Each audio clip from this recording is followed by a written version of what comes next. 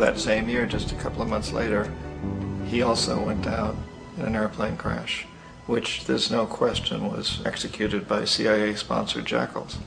Tremendous amount of evidence that one of Torrijos' security guards handed him at the last moment as he was getting on the plane a tape recorder, a small tape recorder that contained a bomb.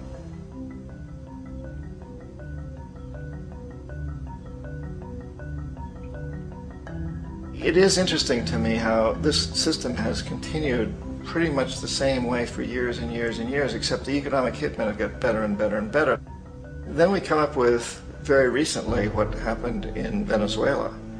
In 1998, Hugo Chavez gets elected president, following a long line of presidents who had been very corrupt and basically destroyed the economy of the country. And Chavez was elected amidst all that. Chavez stood up to the United States, and he's done it primarily demanding that Venezuelan oil be used to help the Venezuelan people. Well, we didn't like that in the United States. So in 2002, a coup was staged, which there's no question in my mind and most other people's minds that the CIA was behind that coup.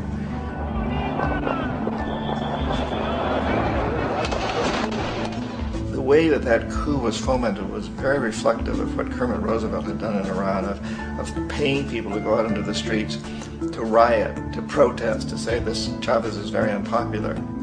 You know, if you can get a few thousand people to do that in television, and can make it look like it's the whole country, and things start to mushroom. Except in the case of Chavez, he was smart enough, and the people were so strongly behind him that they overcame it, which was a phenomenal moment in the history of Latin America.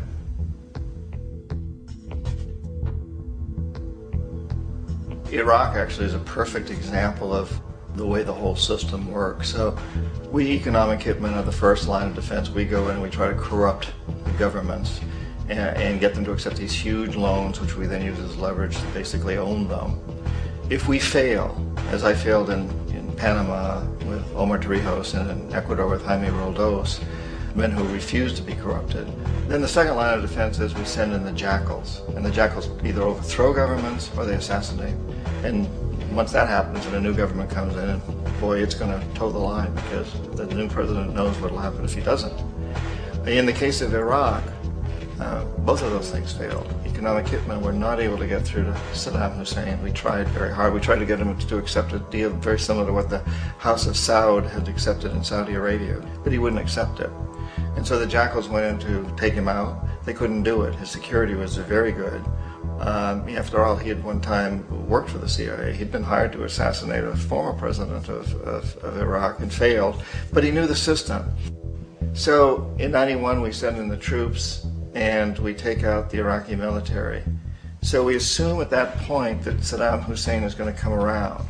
We could have taken him out, of course, at that time, but we didn't want to. He's the kind of strong man we like. He controls his people.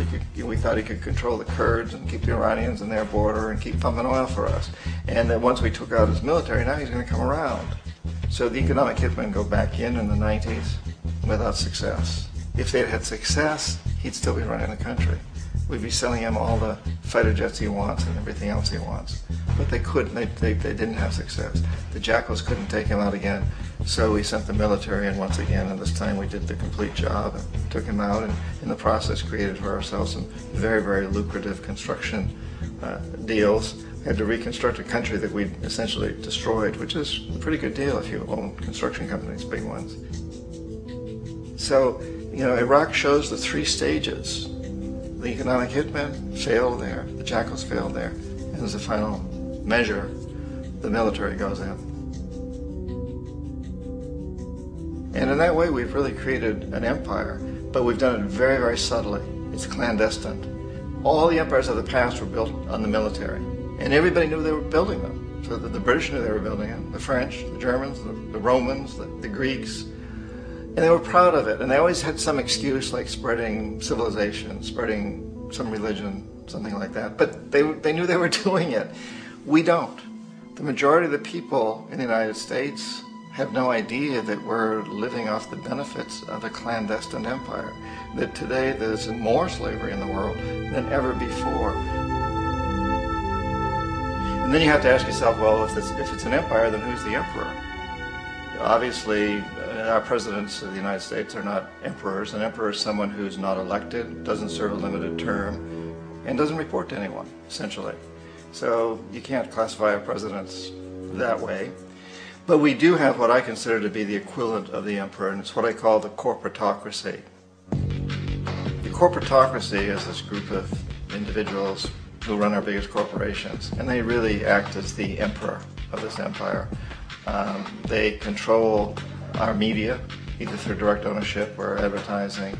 They control most of our politicians because they finance their campaigns, either through their corporations or through personal contributions that come out of the corporations. They're not elected, they don't serve a limited term, they don't report to anybody. And at the very top of the corporatocracy, you really can't tell whether a person's working for a private corporation or the government because they're always moving back and forth. So, you've got a guy who one moment is the president of a big construction company like Halliburton, and the next moment he's vice president of the United States, or the president who is in the oil business. And this is true whether you've got Democrats or Republicans in the office. You have to moving back and forth through the revolving door. And in a way, our government is invisible a lot of the time, and its policies are carried out by our corporations on one level or another. And then again, the policies of the government are basically forged by the corporatocracy and then presented to the government. They become government policy. So it's an incredibly cozy relationship. This isn't a conspiracy theory type of thing. These people don't have to get together and plot to do things.